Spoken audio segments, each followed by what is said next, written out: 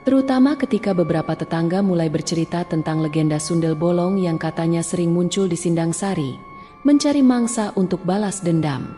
Konon, arwah itu adalah wanita yang mati secara tragis, diperkosa lalu dibunuh, tubuhnya dikubur tanpa kepala, sementara punggungnya berlubang menganga. Di luar jendela, di balik kabut tipis yang menyelimuti halaman rumah, berdiri sosok seorang wanita berbaju putih. Rambutnya panjang menutupi sebagian wajahnya. Matanya kosong, tapi bibirnya melengkung dalam senyuman aneh. Samar-samar ia melihat sosok itu. Seorang wanita berbaju putih, berdiri membelakanginya. Rambut panjangnya menjuntai hingga hampir menyentuh tanah. Bahunya bergetar, seolah sedang menangis. Ia berdiri tepat di belakang wanita itu. Perlahan, ia mengulurkan tangan, ingin menyentuh bahunya. Namun,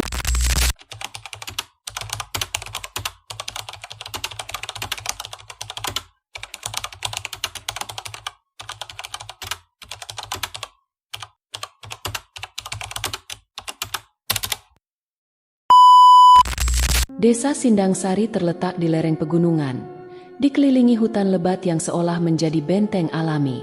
Sepanjang tahun, desa ini diselimuti kabut tipis yang turun menjelang senja, menambah aura misterius yang tak terucapkan. Masyarakat di sini hidup sederhana, bergantung pada perkebunan teh milik Juragan Danapati yang luasnya tak terkira. Pagi itu, sebuah kereta kuda sederhana memasuki desa, mengangkut sepasang suami istri yang baru pertama kali menginjakan kaki di Sindang Sari. Imah, wanita muda dengan wajah lembut dan tatapan sayu, duduk diam di sebelah Sarpah, suaminya yang berperawakan tegap namun tampak lesu. Mereka terpaksa meninggalkan desa asal mereka setelah sebuah fitnah keji menghancurkan reputasi Imah sebagai penari ronggeng. Sindang Sari adalah harapan terakhir mereka untuk memulai hidup baru. Warga desa menyambut kedatangan mereka dengan sikap dingin dan waspada. Perempuan cantik seperti Imah, yang pandai menari, seringkali dianggap pembawa masalah, terutama oleh para istri di desa itu. Namun, Sarpah langsung mendapat pekerjaan di perkebunan Juragan Danapati. Hidup mereka perlahan mulai stabil, meski suasana aneh mulai dirasakan Imah di rumah kecil mereka di pinggir desa. Malam pertama mereka di rumah itu, Imah terbangun oleh suara tangisan. Tangisan wanita, lirih dan pilu, seolah datang dari balik dinding bambu rumahnya. Ia membangunkan Sarpah, namun pria itu hanya bergumam dalam tidurnya. Imah mengintip dari celah jendela, berharap melihat siapa yang menangis di tengah malam. Namun, yang dilihatnya hanyalah bayangan kabur di balik kabut, berdiri mematung di antara pepohonan. Esok paginya, Imah mencoba menceritakan hal itu pada Sarpah, namun suaminya hanya menganggapnya mimpi buruk. "Mungkin kamu belum terbiasa dengan tempat baru," ucap Sarpah. "Nanti malam kita berdoa bersama, biar tenang." Hari-hari berlalu, dan Imah mulai merasakan hal-hal ganjil lainnya. Bau busuk yang tiba-tiba menyergap di dapur, padahal tak ada makanan basi. Suara langkah kaki di atap, meski tidak ada apapun di sana. Puncaknya, saat Imah menemukan sekuntum bunga Kamboja di depan pintu rumahnya, meski di desa itu tidak ada pohon Kamboja. Rasa takut mulai menggerogoti Imah, dan tanpa sadar ia sering melamun. Pikirannya melayang pada kenangan pahit di desa lamanya, tentang bagaimana ia dituduh berselingkuh dengan lelaki yang bahkan tak pernah ia kenal. Fitnah itu menghancurkan hidupnya, dan kini, di tempat baru ini, bayang-bayang kelam seolah mengikuti. Ketika akhirnya ia memberanikan diri menceritakan semuanya pada Sarpah, suaminya mulai merasa ada yang tidak beres. Terutama ketika beberapa tetangga mulai bercerita tentang legenda Sundel Bolong yang katanya sering muncul di Sindang Sari, mencari mangsa untuk balas dendam. Konon, arwah itu adalah wanita yang mati secara tragis, diperkosa lalu dibunuh, tubuhnya dikubur tanpa kepala, sementara punggungnya berlubang menganga. Sarpah merasa bulu kuduknya meremang setiap kali mendengar cerita itu. Sejak cerita tentang Sundel Bolong itu sampai ke telinga Sarpah, pikirannya tak pernah benar-benar tenang. Ia bukan orang yang mudah percaya tahayul, tapi kejadian aneh yang dialami Imah membuatnya mulai ragu. Ia mencoba menenangkan istrinya dengan berkata bahwa semua hanya kebetulan. Namun, Jauh di dalam hatinya, ia sendiri mulai merasa ada sesuatu yang salah. Suatu malam, saat Sarpah pulang lebih larut dari biasanya, ia mendapati rumah mereka gelap dan sunyi. Biasanya, Imah sudah menunggunya dengan lampu minyak menyala di meja. Kali ini, rumah itu terasa kosong. "Imah?" panggilnya sambil membuka pintu. Tak ada jawaban. Jantungnya mulai berdetak lebih cepat. Ia melangkah masuk dan melihat lampu minyak masih utuh di meja, tapi sumbunya belum tersulut. Suasana rumah terasa aneh, seperti lebih dingin dari biasanya. Sarpah melangkah ke kamar dan mendapati Imah duduk di pojok, membelakanginya. "Imah?" ulangnya dengan suara lebih pelan. Wanita itu tidak bergerak. Sarpah mulai merasa ada yang tidak beres. Ia mendekat perlahan, tapi sebelum sempat menyentuh bahu istrinya, Imah tiba-tiba berbicara dengan suara yang hampir tidak dikenalnya sendiri. "Aku mendengar dia menangis lagi, Pah." Sarpah merasakan tengkuknya meremang. "Siapa?" tanyanya, mencoba bersikap tenang. Imah akhirnya menoleh, dan wajahnya terlihat lebih pucat dari biasanya. "Perempuan itu. Dia menangis di jendela. Aku tidak bisa melihat wajahnya, tapi aku tahu dia ada di sana." Sarpah mencoba melihat ke arah yang ditunjuk Imah, tapi yang tampak hanya gelapnya malam di luar. Ia menarik napas panjang dan berusaha tersenyum. "Itu cuma perasaanmu. Besok kita bicara dengan tetua desa. Mungkin ada yang bisa menjelaskan semua ini." Malam itu, meski tubuhnya lelah, Sarpah sulit memejamkan mata. Ia tidak tahu apakah semua yang dialami Imah benar-benar nyata, atau hanya efek dari tekanan batin yang masih tersisa sejak kejadian di desa lama mereka. Tapi satu hal yang pasti, ia mulai merasa ada sesuatu yang mengawasi mereka di desa ini. Sesuatu yang tidak kasat mata, tapi keberadaannya sangat terasa. Ketika dini hari menjelang, samar-samar Sarpah mendengar suara tangisan. Kali ini, ia sendiri yang mendengarnya. Tangisan lirih, panjang, menyayat hati, dan datangnya tepat dari jendela kamar mereka. Sarpah terdiam, tubuhnya membeku di atas tikar tipis tempatnya berbaring. Tangisan itu begitu nyata, bukan sekadar ilusi atau angin malam yang berdesir. Suara itu datang dari jendela, tepat di sebelah ranjang mereka. Ia menoleh ke arah Imah. Istrinya masih terlelap. Wajahnya tampak gelisah seakan berada dalam mimpi buruk. Sarpah menelan ludah. Tangisan itu masih terdengar, lirih, seperti seorang wanita yang meratap penuh kesedihan. Dengan hati-hati, ia bangkit dan berjalan ke arah jendela. Napasnya sedikit tersengal, bukan karena lelah, melainkan karena ketakutan yang mulai merayap di dadanya. Ia mengintip dari celah anyaman bambu. Tidak ada siapapun di luar, tapi suara itu masih ada, seolah berasal dari sesuatu yang bersembunyi di balik kabut. Sarpah menggenggam dadanya yang berdebar kencang. Ia tahu ada yang tidak beres. Dengan gerakan cepat, ia meraih kain dan menutup jendela. Suara tangisan itu perlahan memudar. Ia kembali ke ranjang dan menarik selimut hingga ke dada. Matanya tetap terbuka. Ia tidak tidur hingga ayam pertama berkokok. Pagi itu, Imah bangun dengan wajah lebih pucat dari biasanya. Ia duduk diam di tikar. Tangannya saling menggenggam seperti orang kedinginan.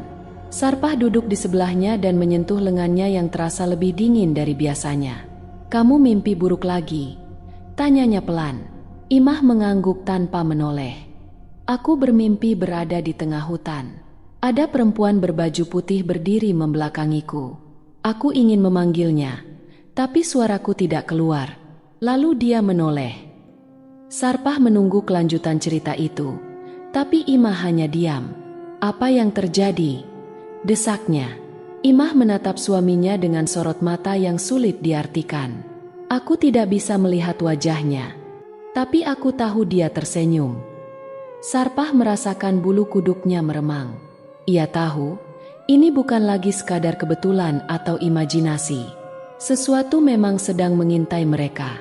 Tanpa pikir panjang, ia memutuskan untuk pergi ke rumah Mbah Kardi, tetua desa yang konon mengetahui banyak hal tentang dunia gaib. Jika ada seseorang yang bisa menjelaskan semua ini, orang itu adalah Mbah Kardi.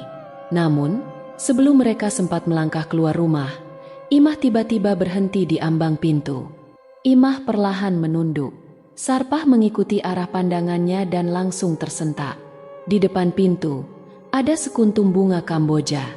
Semalam, bunga itu tidak ada di sana. Seseorang atau sesuatu telah meletakkannya di sana sebelum mereka bangun. Sarpah merasakan tenggorokannya mengering. Ia tidak tahu apa arti bunga itu. Tapi ia tahu satu hal. Mereka tidak sendirian di desa ini. 5 kuntum bunga Kamboja itu tersusun rapi di depan pintu. Kelopaknya masih segar seolah baru saja dipetik. Aroma khasnya menusuk hidung, bercampur dengan hawa dingin yang semakin menusuk tulang. Imah bergidik. Tangannya mencengkeram lengan Sarpah dengan erat. "Siapa yang menaruh ini?" bisiknya gemetar. Sarpah tidak menjawab. Matanya terus menatap bunga-bunga itu dengan perasaan tak enak. Ia tahu Kamboja sering dikaitkan dengan hal-hal mistis. Tanpa banyak bicara, ia menyingkirkan bunga itu dengan ujung kaki, lalu meraih tangan Imah. "Kita harus ke rumah Mbah Kardi sekarang." Mereka berjalan cepat melewati jalanan desa yang masih basah oleh embun. Warga mulai beraktivitas. Beberapa menoleh dengan tatapan penasaran melihat ekspresi tegang di wajah Sarpah dan Imah. Namun, tidak ada yang bertanya. Rumah Mbah Kardi terletak di ujung desa, di dekat hutan kecil yang jarang dilewati orang. Sarpah mengetuk pintu kayu tua itu dengan sedikit ragu. Mbah Kardi berdiri di ambang pintu. Matanya yang sudah keruh menatap mereka dengan tajam. "Kalian sudah melihatnya, bukan?" Sarpah dan Imah saling berpandangan. "Melihat apa, Mbah?" tanya Sarpah. Mbah Kardi menghela napas panjang. "Masuklah." Mereka duduk di ruang tamu yang sederhana. Bau dupa samar tercium di udara, bercampur dengan aroma rempah yang khas. Mbah Kardi menatap Imah dengan pandangan penuh arti. "Kamu yang diganggu." Imah mengangguk pelan. "Sundel bolong," gumam Mbah Kardi. "Dia sudah lama di desa ini, menunggu seseorang seperti kamu." Sarpah merasakan dadanya berdebar lebih kencang. "Apa maksud Mbah?" Mbah Kardi menyandarkan punggungnya ke kursi kayu. "Dulu, ada seorang wanita bernama Ranti. Dia penari ronggeng seperti Imah. Cantik, luwes, banyak yang mengaguminya. Tapi suatu hari, ia menghilang secara misterius dan tidak pernah ditemukan. Warga percaya, arwahnya tidak bisa tenang. Ia kembali sebagai sundel bolong, mencari orang-orang yang mirip dengannya." Mbah Kardi menatap Imah lekat-lekat. "Kamu mirip dengannya. Itu sebabnya dia tertarik padamu." Imah merasakan tubuhnya melemah. Sarpah meremas tangannya dengan kuat, mencoba menyalurkan ketenangan meski dirinya sendiri dicekam ketakutan. "Mbah, bagaimana cara menghentikannya?" tanya Sarpah dengan suara bergetar. Mbah Kardi tidak langsung menjawab. Ia menatap kosong ke arah luar jendela, seolah memikirkan sesuatu yang berat. "Lawan dia," katanya akhirnya. "Jangan tunjukkan ketakutan. Karena semakin takut kalian, semakin kuat dia." Sarpah mengangguk. Meski hatinya masih dipenuhi keraguan, Imah hanya bisa menggigit bibirnya. Di dalam hatinya, ia tahu satu hal. Malam ini, sundel bolong pasti akan datang lagi. Dan kali ini, mungkin ia tidak hanya menangis di luar jendela. Malam turun dengan cepat di desa Sindang Sari. Sarpah duduk di depan rumah, menajamkan telinga, mencoba menangkap suara-suara yang tidak biasa. Di dalam rumah, Imah duduk termenung. Sejak kembali dari rumah Mbah Kardi, ia semakin sering melamun. Tatapannya kosong, seolah pikirannya berada di tempat lain. Sarpah melirik istrinya. "Imah, kamu baik-baik saja?" Imah tidak menjawab. Sarpah menghela napas, lalu beranjak ke dalam. Baru saja ia hendak duduk di samping istrinya, tiba-tiba tubuh Imah menegang. "Ada yang memanggilku," bisiknya pelan. Sarpah merasakan bulu kuduknya meremang. Sarpah menoleh ke sekeliling. Tidak ada siapapun selain mereka. Angin di luar pun terasa lebih dingin dari biasanya. Tiba-tiba, terdengar suara ketukan di jendela. Sarpah menelan ludah. Ia mencoba berpikir logis.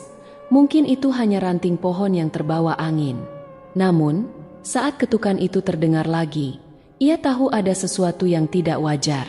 Imah bangkit perlahan, seperti orang yang sedang berjalan dalam tidur. "Imah, jangan," bisik Sarpah. Tangannya hendak menahan lengan istrinya. Imah sudah berdiri di depan jendela. Tangannya terangkat untuk membuka tirai. Sarpah menahan napas. Ia ingin mencegahnya, tapi tubuhnya terasa kaku, seolah ada sesuatu yang menahannya untuk bergerak. Di luar jendela, di balik kabut tipis yang menyelimuti halaman rumah, berdiri sosok seorang wanita berbaju putih. Rambutnya panjang menutupi sebagian wajahnya. Matanya kosong, tapi bibirnya melengkung dalam senyuman aneh. Sarpah ingin berteriak, tapi suaranya tercekat di tenggorokan. Imah berdiri mematung, matanya terpaku pada sosok itu. Bibirnya sedikit bergetar, seperti hendak mengatakan sesuatu. Namun, sebelum satu kata pun keluar, wanita itu tiba-tiba menghilang. Angin berembus masuk melalui celah jendela, membawa serta aroma busuk yang menyengat. Imah mengerjap, lalu tubuhnya melemas. Sarpah dengan sigap menangkapnya sebelum jatuh ke lantai. Jantungnya masih berdegup kencang saat ia menyadari satu hal. Di ambang jendela, kini terdapat setangkai bunga Kamboja yang baru. Sarpah duduk di samping Imah yang masih pingsan. Napas istrinya lemah. Wajahnya pucat seperti kehilangan darah. Tangan Sarpah gemetar saat menyentuh dahi Imah.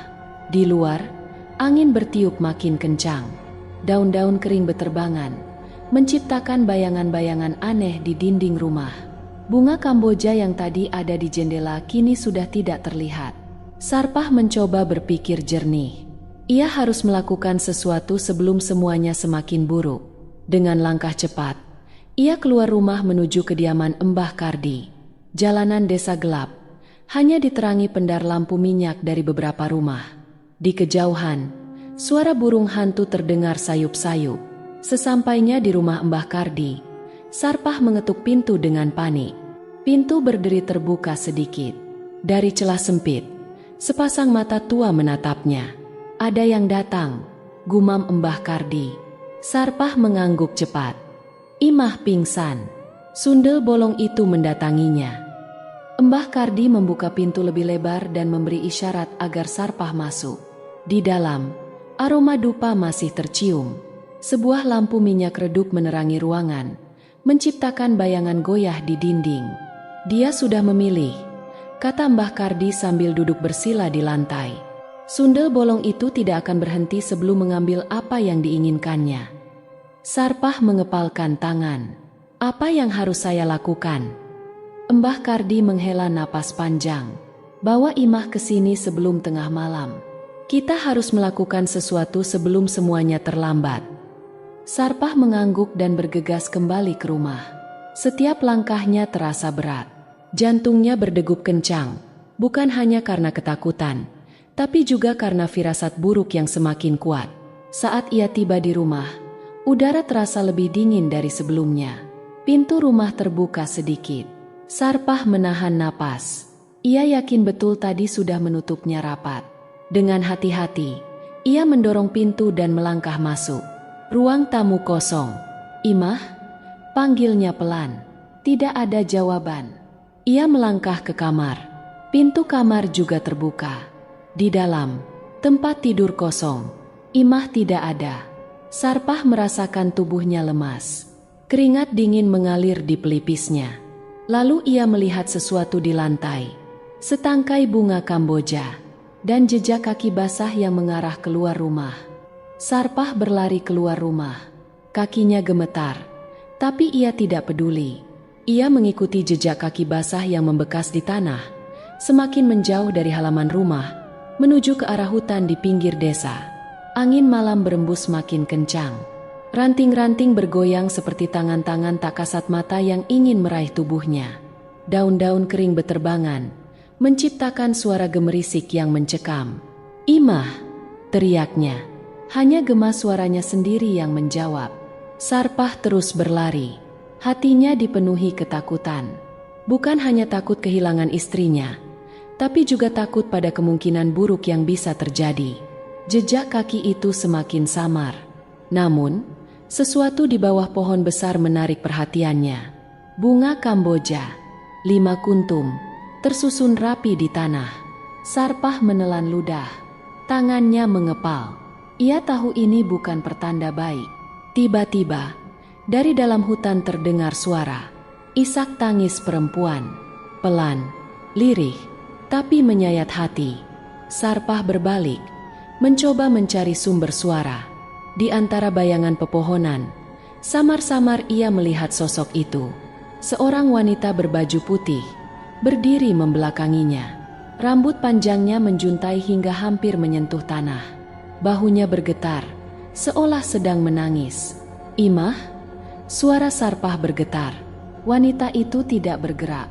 Sarpah melangkah perlahan, mendekatinya. "Imah, ini aku, Sarpah." Wanita itu tetap diam. Angin bertiup lebih kencang. Udara di sekitar terasa semakin dingin. Sarpah menahan napas. Hatinya berdebar keras. Ia berdiri tepat di belakang wanita itu. Perlahan, ia mengulurkan tangan, ingin menyentuh bahunya. Namun sebelum sempat menyentuhnya, wanita itu tiba-tiba menoleh. Sarpah terperanjat mundur. Itu bukan Imah.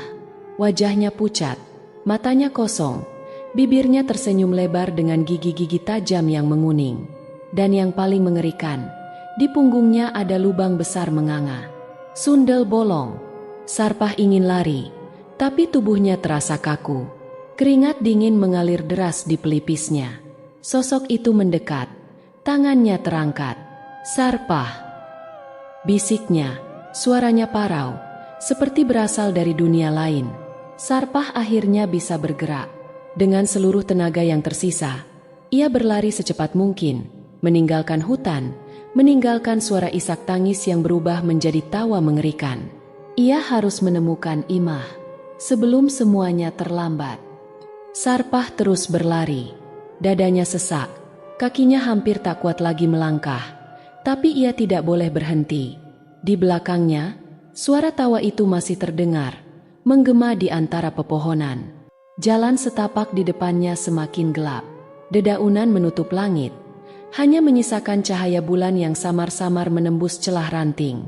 Udara di sekitar semakin dingin, membawa aroma anyir yang menusuk hidung. Tiba-tiba, di antara kabut tipis, ia melihat sosok seseorang berdiri di tepi sungai kecil. "Imah!" Sarpah berteriak. Imah menoleh perlahan.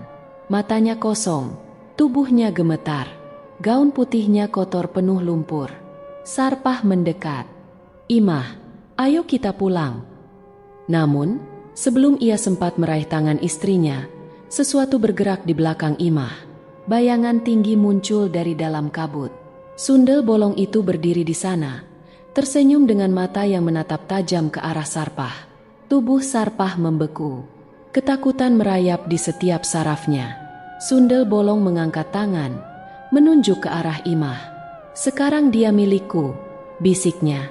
Imah tiba-tiba menjerit dan memegangi perutnya. Tubuhnya melengkung kesakitan. Sarpah panik. "Imah, bertahanlah." Imah menatap suaminya. Air matanya mengalir. Seketika itu juga, tubuhnya mulai berubah. Wajahnya semakin pucat, matanya sayu, bibirnya tersenyum lemah. Perlahan, punggungnya terkoyak, menciptakan lubang besar yang mengerikan. Sarpah mundur dengan napas memburu. "Ini tidak mungkin." Sundel bolong tertawa pelan. "Dia adalah bagian dari kami. Dia sudah dipanggil kembali." Sarpah merasakan jantungnya berdegup kencang. Semua yang terjadi selama ini mulai masuk akal. Imah bukan hanya sekadar korban. Ia adalah bagian dari kutukan itu. Perlahan, tubuh Imah memudar, larut bersama kabut yang berputar di sekelilingnya. Sarpah mencoba meraih tangannya, tapi hanya udara kosong yang tersisa. Sundel bolong sudah menghilang. Imah pun lenyap bersama mereka. Hanya suara angin yang tersisa, berbisik lirih di antara pepohonan. Sarpah jatuh terduduk, matanya kosong, pikirannya hancur. Malam itu, Ia kembali ke desa seorang diri. Namun, sejak saat itu, ia tidak pernah berbicara lagi. Penduduk desa menemukannya duduk termenung di depan rumahnya setiap malam, menatap ke arah hutan dengan tatapan kosong. Di tangannya, selalu ada setangkai bunga Kamboja yang masih segar. Sebagian orang mengatakan Sarpah kehilangan akalnya. Sebagian lagi percaya bahwa ia masih menunggu. Menunggu Imah kembali. Atau menunggu saat di mana Sundel Bolong akan datang menjemputnya juga. Desa Sindang Sari kembali sunyi seperti sedia kala. Namun, keheningan itu bukanlah pertanda kedamaian, melainkan bayangan ketakutan yang terus membayangi setiap penduduknya. Tidak ada lagi yang berani menyebut nama Imah. Tidak ada yang berani menyusuri hutan saat malam tiba.